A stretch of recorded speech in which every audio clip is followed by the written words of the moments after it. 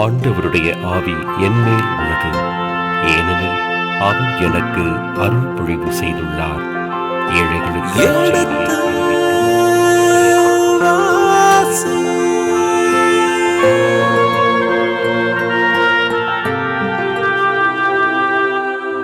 எடுத்து வாசி.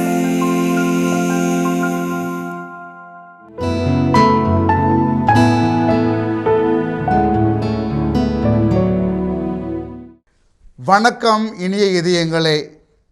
எடுத்து வாசி நிகழ்ச்சியில் பருவம் 2 அரசர்கள் முதல் புத்தகத்திற்கான விவிலிய இறை வசனங்களுக்கு செவிமடுத்து கொண்டிருக்கின்றோம். கடந்த பகுதியின் தொடர்ச்சியை இன்று தொடர்கின்றோம். வாருங்கள், இந்த நிகழ்ச்சியை நமக்காக விளக்கங்களோடு தெளிவுபடுத்த இருக்கின்றவர் தந்தை ரேமன் ஜோசப் அவர்களை வரவேற்போம். வணக்கம் தந்தையே. வணக்கம்.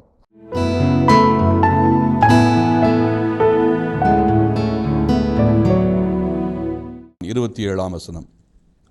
அக்கேடயங்களுக்கு பதிலாக அரசன் ரெகொபெயாம் வெண்கல கேடயங்களை செய்து அவற்றை அரண்மனை வாயிற்காப்போரின் தலைவர்களிடம் கொடுத்தான். அதுக்கு பதிலாக அவனால் மீண்டும் பொன் கேடயங்கள் செய்வதற்கு வாய்ப்பும் இல்லை, வழியும் இல்லை, வசதியும் இல்லை. அதனால் என்ன பண்ணா, அதற்கு பதிலாக வெண்கல கேடயங்களை அவன் செய்து வைத்தான். அதையும் செய்து வைத்து வாயிற்காப்போரின் தலைவனிடத்தில் கொடுத்தான். 28 வசனம். அரசன் ஆண்டவரது இல்லத்திற்குள் நுழையும் போதெல்லாம் அரண்மனை காவலர்கள் அவற்றை தூக்கி கொண்டு போய் திரும்பி வந்து அவற்றை காவலறையில் வைப்பார்கள். அதனால் இதை வெளியில் காமிக்காமல் அவன் எப்பப்போ கோவிலுக்குள்ளே போகிறானோ, ஆண்டவருடைய இல்லத்துக்கு போகிறானோ, அப்போ அவனுக்கு முன்னால் அப்படியே பவனியாக கொண்டு போயிட்டு வச்சுட்டு மீண்டும் அவர்கள் காவலறைக்கு கொண்டு வந்து விடுவார்கள். எனவே வெண்கல கேடயம் இல்லைன்னா போயிடும் அப்படிங்கிற அந்த பயத்தில் அவன் பார்வைக்கு அதை வைக்கவில்லை. சாலமோன் பார்வைக்கு வைத்தான். 500 கேடயங்களை பார்வைக்கு வைத்தான். 500 தங்க கேடயம், பொன் கேடயங்களை பார்வைக்கு வைத்தான். அழகு பொருள்களாக வைத்தான். இப்போ இவன் வெண்கல கேடயத்தை கூட பார்வைக்கு வைப்பதற்கு இவனால் இயலவில்லை. இறுதியாக 5வது பகுதி அரசன் ரெகொபெயாமின் முடிவு அல்லது இறப்பு. 29 முதல் 31.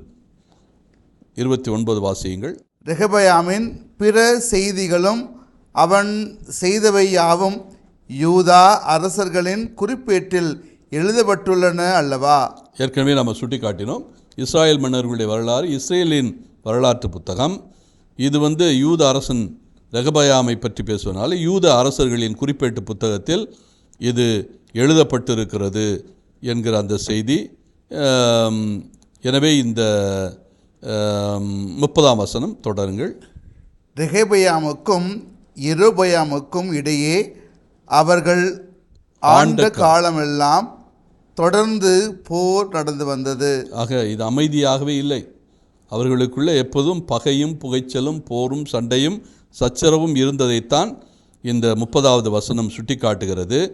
அவர்கள் நிரந்தரமாக அமைதி சூழலில் இல்லை. 31. ரெகொபெயாம் தம் மூதாதையரோடு துயில் கொண்டு அவர்களோடு தாவீதின் நகரில் அடக்கம் செய்யப்பட்டான். தாவீது நகரில் அடக்கம் செய்யப்பட்டான். இதிலிருந்து தெரிகிறது அவன் இயல்பான மரணத்தை தழுவினான். அதுவும் எங்கே அடக்கம் செய்யப்பட்டான்? தாவீது நகர். தாவீது நகர் எங்கே இருக்கிறது? சீயோன் மலை. எனவே சாலமோன் கட்டிய அந்த உயர் திருமலையில் எந்த அரசர்களும் அடக்கம் செய்யப்படவில்லை. ரெகொபெயாம் தாவீது எல்லாருமே தாவீது மலையில் அல்லது சீயோன் மலையில் அடக்கம் செய்யப்படுகிறார்கள். அதற்கு பிறகு தொடருங்கள். அம்மோனியா நாட்டினரான நாமா என்பவரே அவன் தாய். ஆக மீண்டும் சுட்டிக்காட்டப்படுகிறது. ஏற்கனவே இதற்கு இந்த பகுதியை தொடங்குகிற போது அந்த செய்தி வந்தது. இவனுடைய தாய் யார் என்கின்ற அந்த குறிப்பு வந்தது. அதே செய்தி இப்பொழுது சுட்டி காட்டப்படுகிறது. அமோனியா என்பது அம்மோன். இந்த அம்மோன் நாட்டின் நாட்டினரான நாமா என்பவரே அவனுடைய தாய். அவனுக்கு பின் அவனுடைய மகன் அபியாம் அரசனானான். அபியாம் அரசனானான். இவன் அபியா என்றும் அழைக்கப்படுகிறான். எனவே இந்த ரெகபபாமின் மகன் அபியாம் அரசனாக இருக்கிறார். அபியா என்று குறிப்பேட்டு புத்தகம் கூறுகிறது. எனவே குறிப்பேட்டு புத்தகத்தை நாம் பார்த்தோம் என்றால் அபியாம் என்பதற்கு பதிலாக இவனுடைய பெயர் எப்படி இருக்கும்? அபியா. எனவே இந்த சாலமோனுடைய மகன் ரெகபபாம் வந்து ஏறக்குறைய 17 ஆண்டுகள் ஆட்சி செய்கிறான். இந்த 17 ஆண்டுகளுக்கு பிறகு ஆட்சி பொறுப்பை ஏற்பது யார்? அபியா. எனவே இந்த அபியா ஆட்சி பொறுப்பேற்பது வரை இந்த 14ஆம் அதிகாரம் அதோடு முடிகிறது. இந்த பகுதியில் 2 அரசர்கள் பற்றிய குறிப்பு இருக்கிறது. அதில் யெரொபெயாமினுடைய வடநாட்டு அரசனுடைய குறிப்பும், இரண்டாவது தென்னாட்டு அரசனாகிய ரெகபெயாமுடைய குறிப்பும் இருக்கிறது. இங்கே தென்னாட்டு அரசனாகிய யூதா அரசன், அதே போல் வடநாட்டு அரசனாகிய யெரொபெயாம், இந்த 2 பேரும் அரசாட்சியினுடைய தொடக்க புள்ளிகள். வடநாடு தென்னாடு என்று 2ஆக பிரிந்து இந்த 2 நாடுகளுடைய தொடக்க புள்ளியாக இருந்தவர்கள் இந்த 2 பேரும். வடநாட்டுக்கு யெரொபெயாமும் தென்னாட்டுக்கு ரெகபெயாமும் இருந்தான். என இவர்களை பற்றிய விரிவான செய்தியை இந்த 14ஆம் அதிகாரம் நமக்கு விளக்கி சொல்லுகிறது. நன்றி தந்தையே. இப்போ இந்த 2 நாடுகளுடைய துவக்கத்தில் உள்ள அரசரை பற்றி சொல்லப்பட்டிருக்கிறது. இந்த 14ஆம் அதிகாரத்தை இன்றைய பார்வையில் நாம் பார்க்க வேண்டுமென்றால் என்ன செய்தியை நாம் எடுத்துக்கொள்ளலாம்? இந்த 2 நாடுகள் பிரிந்தது அந்த பிரித்தாளுகின்ற சூழலை இங்கே சுட்டி காட்டுகிறது. தாவீது என்கிற அரசன் ஒரு மாபெரும் அரசாட்சியை கட்டமைத்தான். இணைந்த நாடு என்று நாம் அதை அழைக்கிறோம். The united kingdom of Israel, இஸ்ரேலின் ஒருங்கிணைந்த பகுதிகள். இதற்கு இவன் பட்ட பாடுகள் அதிகம். அதற்கு காரணமாக அவன் ஆலயமே கோவிலே கட்ட இயலாமல் போய்விட்டான். என்றால் அவன் போர் செய்து இரத்தக்கரை படிந்தது அவனுடைய கரம். ஆனால் கரம் இரத்தக்கரை படிந்தாலும் ஒரு மிகப்பெரிய நாட்டை அவன் உருவாக்கினான். அப்போ அந்த நாடு அதே நிலைக்கு செல்ல வேண்டுமென்றால் நிச்சயமாக நாட்டினுடைய தலைவர்கள் நல்லவர்களாக இருக்க வேண்டும், வல்லவர்களாகவும் இருக்க வேண்டும்.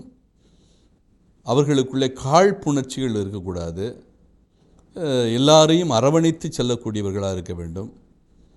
இந்த இனங்களை எல்லாம் ஒன்று சேர்க்கின்றவர்களாக இருக்க வேண்டும். சாலமோன் காலத்தில் அதற்கு மிகப்பெரிய பங்கம் ஏற்பட்டது. ஆனால் தாவீது என்கிறவனுடைய நிழல் சாலமோனுக்கு இருந்ததால் அந்த நிழலிலே அவன் ஒதுங்கிவிட்டு போய்விட்டான். ஆனால் சாலமோனுக்கு பிறகு வந்த ரெகபெயாமால் அதை நிலைத்திருக்க செய்ய முடியவில்லை.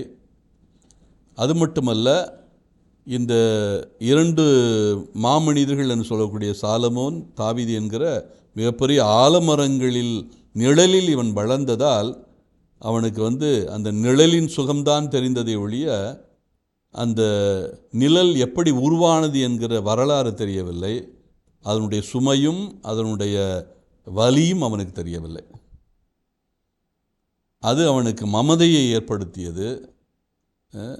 மமதை என்றால் அதிகார வெறியை ஏற்படுத்தியது, அதிகார திமிரை அவனுக்கு ஏற்படுத்தியது. அதனால் அவனால் மக்களுடைய உணர்வுகளை புரிந்து கொள்ள முடியவில்லை, சாமானிய மக்களுடைய உணர்வுகளை. வடநாடு தென்னாடு என்று ஒன்றாகி இருந்த அந்த நாட்டினுடைய மக்களுடைய தேவைகள், உணர்வுகளை அவனால் புரிந்து கொள்ள முடியவில்லை.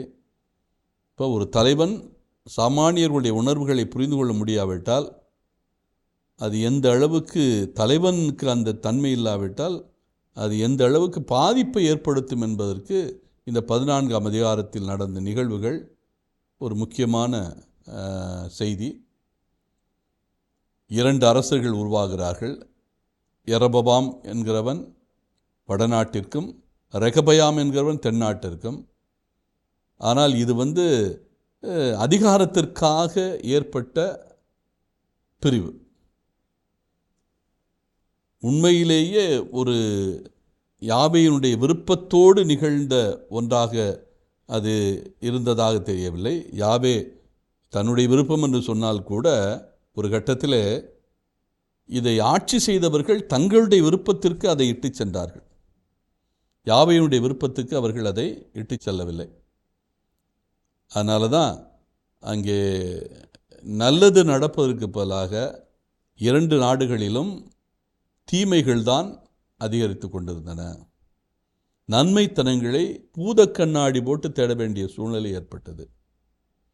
எந்த அளவுக்கு என்றால், இதுவரை எந்த அரசனும் செய்யாத தீமையெல்லாம் இவர்கள் செய்தார்கள் என்று இந்த அதிகாரமே சுட்டிக்காட்டுகிறது. வடநாடும் தென்னாடும் எப்பொழுது சரியான சிந்தனைகள், அதாவது ஐடியாலஜி என்று சொல்கிறோம் அல்லவா, சரியான சிந்தனை போக்கில் ஒரு நாடு கட்டியெழுப்பப்படாவிட்டால், அதனுடைய அடித்தளம் ஆழமான நன்மைத்தனத்தால் கட்டி எழுப்பப்படாவிட்டால், அப்படி என்றால் நான் எதை சுட்டி காட்டுகிறேன் என்றால், உண்மை, நீதி, அன்பு, இரக்கம், பரிவு இவைதான் கல்தூண்கள். ஒரு நாட்டினுடைய கல்தூண்கள், அடித்தளம், ஒரு நாட்டை தாங்கி கொண்டிருக்கிற அடித்தளம். இது எப்பொழுது அந்த நாட்டிலிருந்து விலகிச் செல்கிறதோ, அந்த அடித்தளத்தில் எப்பொழுது ஆட்டம் காணுகிறதோ, அப்படி ஆட்டம் காணுகின்ற போது அந்த நாடும் உருப்படாது. இதற்கு இந்த 2 நாடுகளும் அதனுடைய முதல் அரசர்களும் நல்ல ஒரு உதாரணம். இந்த 14ஆம் அதிகாரத்தில் இந்த 2 அரசர்களை பற்றி தான் சொல்லுகிறது. அவர்கள் செய்த தீமைகளை பற்றி சொல்லுகிறது. அவர்கள் செய்த அக்கிரமங்களை பற்றி பேசுகிறது. அவர்களால் ஒரு நன்மைத்தனத்தை கூட செய்ய முடியவில்லை. யாவேயை அவர்கள் முழுவதுமாக மறந்து விட்டார்கள். அவர்களை பற்றி மட்டுமே நினைத்தார்கள். எனவே உண்மை, நீதி, நேர்மை இவையெல்லாம் குழி தோண்டி புதைக்கப்பட்டு விட்டது. ஏறக்குறைய நாடு சின்னாபின்னமாகப்பட்டுவிட்டது. வடநாடும் தென்னாடும் ஆரம்ப கட்டத்திலேயே அது சரியான திசையில் போகவில்லை. அதற்கு அடிப்படை காரணம், அந்த நாட்டிலே எல்லா நன்மைத்தனங்களும் அழிக்கப்பட்டு விட்டது. நல்லது உள்ளது என்பதை தேடி ஆராய்ச்சி செய்ய வேண்டிய ஒரு சூழ்நிலைக்கு வந்துவிட்டது. இது இன்றைக்கு நம்முடைய காலத்திலும் அது ஒத்துப்போகும். ஒரு நாடு உருப்பட வேண்டுமென்றால் அங்கே இறையாட்சியினுடைய தத்துவங்கள் இருக்க வேண்டும். இறையாட்சியினுடைய அந்த குணநலன்களில் அந்த நாடு கட்டி எழுப்பப்பட வேண்டும். இந்த இறையாட்சியினுடைய குணநலன்கள் என்று சொல்லுகின்ற போது வேறு ஒன்றும் அல்ல. அன்பு, நீதி, மகிழ்ச்சி, அமைதி இவைதான் இறையாட்சியினுடைய தத்துவங்கள், இறையாட்சியினுடைய மதிப்பீடுகள். இந்த மதிப்பீடுகள் இல்லாவிட்டால், இறையாட்சி என்றால் நான் இறைவனுடைய பொதுவான இறைவனுடைய ஆட்சியை பற்றி பேசுகிறேன். அந்த உண்மையிலே இது நல்லாட்சியாக இருக்க வேண்டுமென்றால், அந்த நல்லாட்சியினுடைய மதிப்பீடுகளான உண்மை, அன்பு, நீதி, சமத்துவம், சகோதரத்துவம் இவற்றின் அடிப்படையில் ஒரு நாடு கட்டி எழுப்பப்பட வேண்டும். இவற்றுக்கெல்லாம் எங்கெல்லாம் எப்பொழுதெல்லாம் பங்கம் ஏற்படுகிறதோ அந்த ஆட்சி உருப்படாது. அந்த ஆட்சி நிச்சயமாக நிலை குலையும். இப்போ நிலை குலையும் என்கிற போது அது நாணல் புல் போல ஆடி அசைந்து கொண்டிருக்கும். 14ஆம் அதிகாரம் யெரொபெயாமுடைய ஆட்சியை பற்றி அப்படித்தான் சொல்லுகிறது. அது நாணல் நாணலை போல அசைந்தாடி கொண்டிருந்தது, அலைக்கழிக்கப்பட்டது என்று சொல்லப்படுகிறது. எனவே ஒரு நல்லாட்சி நடக்க வேண்டுமென்றால் அரசன் நல்லவனாக இருக்க வேண்டும். அவன் நல்லவனாக இருப்பது மட்டுமல்ல, அவனுடைய நாட்டிலும் நல்ல சிந்தனைகள் இருக்க வேண்டும், சமத்துவம் இருக்க வேண்டும், சகோதரத்துவம் இருக்க வேண்டும், உண்மை இருக்க வேண்டும், நேர்மை இருக்க வேண்டும். அது இல்லாவிட்டால், அந்த அடித்தளம் அசைந்து விட்டால் மேலே இருக்கிற கட்டடம் உடைவதற்கு, நொறுங்குவதற்கு வெகு காலம் ஆகாது. நன்றி தந்தையே. அருமையாக இந்த 2 நாட்டில் உள்ள அரசர்கள் எவ்வாறு கடவுளுக்கு உகந்த வாழ்க்கையும் வாழவில்லை, அதனுடைய அடிப்படையிலும் மக்களை வழிநடத்தவில்லை. அதனால் சிதைந்து போனது பற்றி அழகாக சொன்னீங்க. மிக்க நன்றி தந்தையே. நன்றி. அரசர்கள் ஆகமம் முதல் நூல் அதிகாரம் 14. அக்காலத்தில் யெரோபவாமின் மகன் அபியா நோயுற்றான். அப்போது யெரோபவாம் தன் மனைவியை பார்த்து, நீ யெரோபவாமின் மனைவி என்று ஒருவரும் அறியாதபடி மாறுவேடம் பூண்டு சீலோவுக்கு போ, நான் இம்மக்களுக்கு அரசனாவேன் என்று சொன்ன இறைவாக்கினர் அகியா அங்கேதான் குடியிருக்கிறார். 10 அப்பங்களையும் தின்பண்டங்களையும் ஒரு கலையும் தேனையும் எடுத்துக்கொண்டு அவரிடம் போ, பிள்ளைக்கு என்ன நேரும் என்று அவர் உனக்கு அறிவிப்பார் என்றான். யெரோபவாமின் மனைவியும் அவ்வாறே செய்தாள். அவள் சீலோவுக்கு புறப்பட்டு போய் அகியாவின் வீட்டை அடைந்தாள். அகியா முதியவராயிருந்ததால் கண்கள் மங்கி பார்க்க முடியாதவராயிருந்தார். ஆண்டவர் அகியாவிடம், இதோ யெரோபவாமின் மனைவி நோயுற்றிருக்கிற தன் மகனை பற்றி உன்னிடம் கேட்க வருகிறாள். நான் கூறும் வண்ணம் நீ அவளிடம் பேச வேண்டும், அவள் மாறுவேடத்தில் வருகிறாள் என்றார். அவ்வாறே அவள் வாயிலில் நுழைந்தவுடன் அவளது காலடி ஓசை கேட்ட அகியா கூறியது, யெரோபவாமின் மனைவியே, உள்ளே வா. மாறுவேடத்தில் நீ வருவது ஏன்? துயரமான செய்தியையே உனக்கு சொல்ல வேண்டும் என்பது எனக்கு வந்த கட்டளை. நீ யெரோபவாமிடம் போய், இஸ்ரவேலின் கடவுளாகிய ஆண்டவர் இவ்வாறு கூறுகின்றார், மக்களிடையே நான் உன்னை உயர்த்தினேன், என் மக்களாகிய இஸ்ரவேலருக்கு உன்னை தலைவனாக்கினேன். தாவீதின் வீட்டினின்று அரசை பிடுங்கி அதை உன் கையில் ஒப்படைத்தேன். ஆயினும் என் ஊழியன் தாவீதைப் போல் நீ நடந்து கொள்ளவில்லை. அவன் என் விதிமுறைகளை கைக்கொண்டு நான் காட்டிய வழியில் தன் முழு இதயத்தோடு நடந்து என் பார்வையில் ஏற்புடையவற்றை மட்டுமே செய்தான். நீயோ அவ்வாறு செய்யவில்லை. அது மட்டுமன்றி உனக்கு முன் ஆட்சியில் இருந்த எல்லாரையும் விட நீ மிகுதியான தீமைகளை செய்துள்ளாய். நீ போய் வேற்று தெய்வங்களை, வார்ப்புச் சிலைகளை உனக்கென உருவாக்கிக் கொண்டு என்னை ஒதுக்கி தள்ளினாய், எனக்கு சினமூட்டினாய். ஆகையால் யெரோபவாம் வீட்டுக்கு அழிவு வரும். இஸ்ரவேலில் அடிமையாகவோ குடிமகனாகவோ உள்ள யெரோபவாமின் ஆண்மக்கள் அனைவரையும் அழித்து விடுவேன். குப்பையை எரித்து ஒன்றுமில்லாமல் ஆக்குவது போல் யெரோபவாமின் வீட்டை அறவே அழித்தொழிப்பேன். யெரோபவாமை சார்ந்தவருள் நகரில் மடிபவர்கள் நாய்களுக்கு இரையாவர், வயல்வெளியில் மடிபவர் வானத்து பறவைகளுக்கு இரையாவர். இது ஆண்டவர் தரும் வாக்கு. நீ புறப்பட்டு உன் வீட்டிற்கு போ. நீ நகரினுள் கால் வைத்தவுடன் உன் பிள்ளை இறந்து போவான். அவனுக்காக இஸ்ரவேலர் அனைவரும் துக்கம் கொண்டாடி அவனை அடக்கம் செய்வர். யெரோபவாமின் வீட்டில் அவன் ஒருவன் மட்டுமே இஸ்ரவேலின் கடவுளாகிய ஆண்டவருக்கு உகந்தவனாயிருந்ததால் அவன் மட்டும் கல்லறையில் அடக்கம் செய்யப்படுவான். ஆண்டவர் தாமே இஸ்ரவேலுக்கு ஓர் அரசனை எழுப்புவார். அவன் இன்றே இப்போதே யெரோபவாமின் வீட்டை அழித்து விடுவான். ஆண்டவர் இஸ்ரவேலரை தண்டிப்பார். தண்ணீரில் நாணல் போல் அவர்கள் அலைக்கழிக்கப்படுவார்கள். அவர்களுடைய மூதாதையருக்கு தாம் வழங்கியிருந்த நல்ல நாட்டிலிருந்து இஸ்ரவேலரை வேரோடு பிடுங்குவார். அவர்களை யூப்ரத்தீசு ஆற்றுக்கு அப்பால் சிதறடிப்பார். ஏனெனில் அவர்கள் அசேரா கம்பங்கள் செய்து ஆண்டவருக்கு சினமூட்டினர். யெரோபவாம் செய்த பாவத்திற்காகவும் அவன் காரணமாக இஸ்ரவேல் செய்த பாவத்திற்காகவும் ஆண்டவர் இஸ்ரவேலை கைவிட்டு விடுவார்.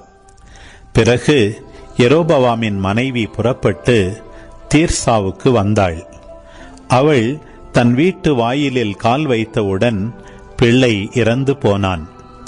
இறைவாக்கினரான அகியா என்ற தம் அடியார் மூலம் ஆண்டவர் சொல்லியிருந்த வாக்கின்படியே அப்பிள்ளையை அடக்கம் செய்து இஸ்ரவேலர் எல்லாரும் துக்கம் கொண்டாடினர்.